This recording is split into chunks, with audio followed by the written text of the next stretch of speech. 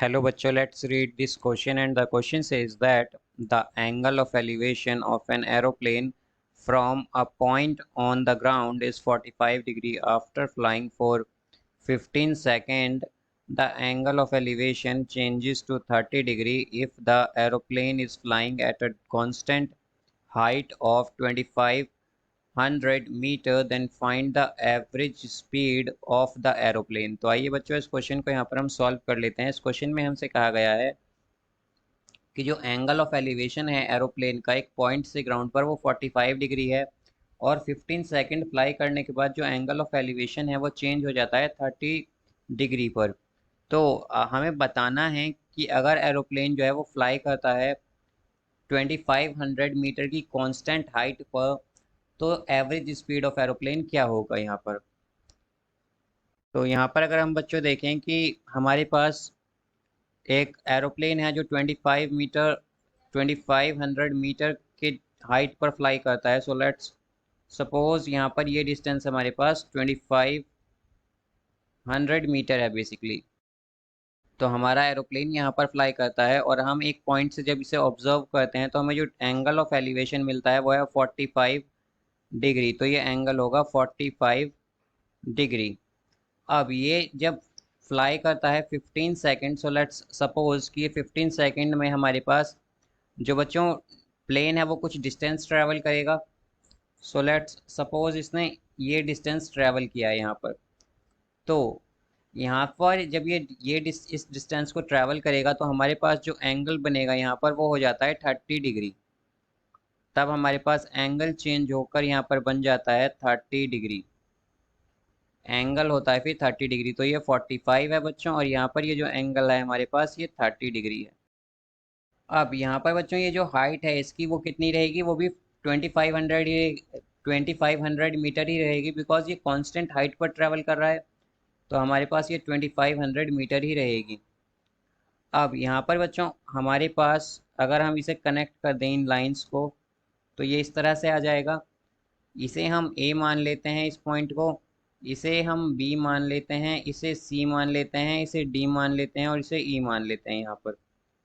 तो यहाँ पर बच्चों हमारे पास जो डी है वो इक्वल होगी बी सी के, बिकॉज हाइट जो है हमारे पास वो कांस्टेंट है। डी जो होगी यहाँ पर हमारे पास वो इक्वल होगी बी सी के, बिकॉज ये दोनों कांस्टेंट है हमारी हाइट, और ये इक्वल होगी 2500 मीटर के। अब यहाँ पर बच्चों अगर हम ट्राइंगल्स देखें हमारे पास, तो अगर हम ट्राइंगल ए डी ई देखें, ए ई डी एक्चुअली, अगर हम ट्राइंगल ए ई डी देखें, ए ई डी, तो ट्राइंगल ए ई डी में हमारे पास जो है बच्चों वो हमारे पास डी ई गिवन है, ये कितनी है हमारे पास 2500 मीटर। तो यहाँ से हम ए ई निकाल सकते हैं। ए ई क्या आ जाएगी यहाँ पर हमारे पास, अगर यहाँ पर बच्चों हम टेन थीटा यूज़ कर लें तो टेन जो है हमें रिलेशन देता है परपेंडिकुलर ओवर बेस में। तो परपेंडिकुलर क्या है यहाँ पर, यह है डी ई, और बेस क्या है यहाँ पर, बेस है हमारे पास ए ई। तो यहाँ पर बच्चों टेन थीटा क्या है हमारे पास, ए डी ई में ए ई डी में बच्चों हमारे पास टेन, यहाँ पर जो थीटा है वो है 45 डिग्री। तो tan 45 is equal to D E. अगर हम देखें तो डी ई है बच्चों यहाँ पर हमारे पास 2500 मीटर, और जो ए ई है हमारे पास ये हमें कैलकुलेट करना है। तो बच्चों 1045 हमारे पास 1 होता है, तो हम कह सकते हैं ए ई हो जाएगा यहाँ से हमारा 2500 मीटर। ये हमारे पास ए ई की वैल्यू आ जाएगी बच्चों यहाँ पर। अब इसी तरह अगर हम यहाँ पर बच्चों ट्राइंगल, दूसरा ट्राइंगल देखें हमारे पास, तो दूसरा ट्राइंगल क्या है हमारे पास, वो है हमारे पास इन ट्राइंगल, दूसरा ट्राइंगल है हमारे पास ए बी सी। तो ट्राइंगल ए बी सी में अगर हम देखते हैं बच्चों यहाँ पर, तो हमारे पास जो टेन थीटा होगा वो इक्वल होगा परपेंडिकुलर बाय बेस। तो परपेंडिकुलर है बी सी, बेस है ए बी।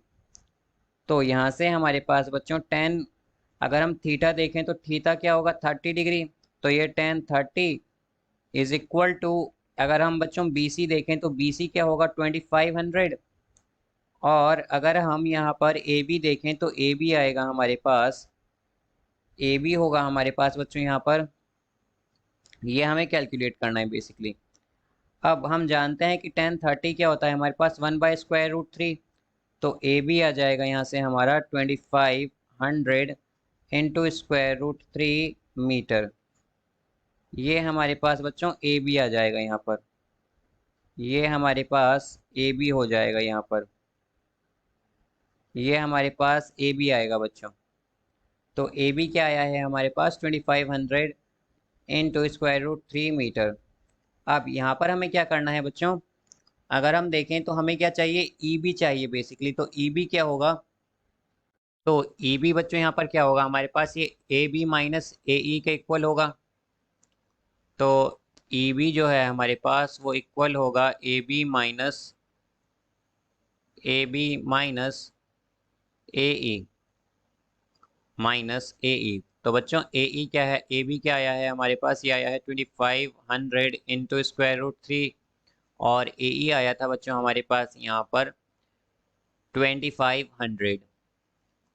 तो ये हो जाएगा बच्चों, यहाँ से अगर हम 2500 कॉमन ले लें तो ये आ जाएगा हमारे पास √3 माइनस 1। और हम जानते हैं √3 माइनस 1 की हमारे √3 की वैल्यू होती है हमारे पास 1.732। तो बच्चों अगर हम यहाँ पर ये माइनस कर दें उसमें से 1, तो हमारे पास आएगा 0.732। और उसे अगर हम मल्टीप्लाई करें 2500 से, तो हमारे पास आएगा यहाँ पर 1830 मीटर। तो यहाँ पर बच्चों ये हमारे पास क्या आई है, ईडी आई है। ईडी है हमारे पास 1830 मीटर। अब यहाँ पर बच्चों ईडी जो है हम देख सकते हैं, बेसिकली ये ईबी है एक्चुअली, ये ईबी है हमारे पास। ये ईबी आएगा बच्चों यहाँ पर, ये होगा ईबी, ये होगा हमारे पास ईबी बी। तो यहाँ पर ये क्या होगा, ईबी होगा। अब ईबी जो है बच्चों हमारे पास वो इक्वल है डी सी के, वो इक्वल है हमारे पास डी सी के। तो यहाँ से हमारा डी सी भी क्या आ गया, 1830 मीटर। अब हमें चाहिए बच्चों स्पीड। हम जानते हैं कि स्पीड का फॉर्मूला होता है distance upon time, distance upon time. तो डिस्टेंस हमें क्या आया है बच्चों यहाँ पर हमारा, जो पॉइंट डी से सी तक का डिस्टेंस क्या आया है हमारे पास, आया है 1830। और टाइम हमें गिवन है यहाँ पर 15 सेकेंड। तो यहाँ पर अगर हम देखें तो डिस्टेंस क्या है 1830 और टाइम है 15। तो अगर हम 1830 को डिवाइड कर दें यहाँ पर 15 से, तो हमारे पास आएगा 122। तो जो स्पीड है बच्चों हमारे पास वो होगी 122 मीटर पर सेकेंड। तो बच्चों स्पीड होगी 122 मीटर पर सेकेंड। और हमें यहाँ पर स्पीड बतानी थी, तो स्पीड आई है 122 मीटर पर second. I hope you understood it well. Best of luck. Thank you.